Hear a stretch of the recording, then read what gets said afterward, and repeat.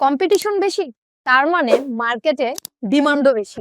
Marketing gap মানে কিন্তু MT market না, এর মানে হলো এক্সিস্টিং সলিউশন আছে আর সাথে আছে অসন্তুষ্টি। অনেক ফাউন্ডাররা ভাবেন এটা মার্কেটে অলরেডি একটা কোম্পানি আছে, আমি এখানে ঢুকবোই না, কারণ আমি তাদের সাথে কম্পিটিশনে জিততে পারবো না। কিন্তু মেইন কথা হলো যেখানে কম্পিটিশন বেশি সেখানেই কিন্তু ডিমান্ডও বেশি।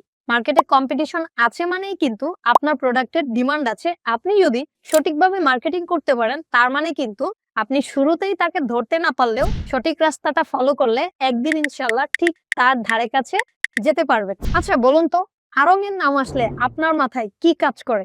একটা ফ্যাশন ব্র্যান্ড, তাই না? ওরাই কিন্তু একমাত্র বা প্রথম ফ্যাশন ব্র্যান্ড হিসেবে এস্টাবলিশড হয়ে ছিল না।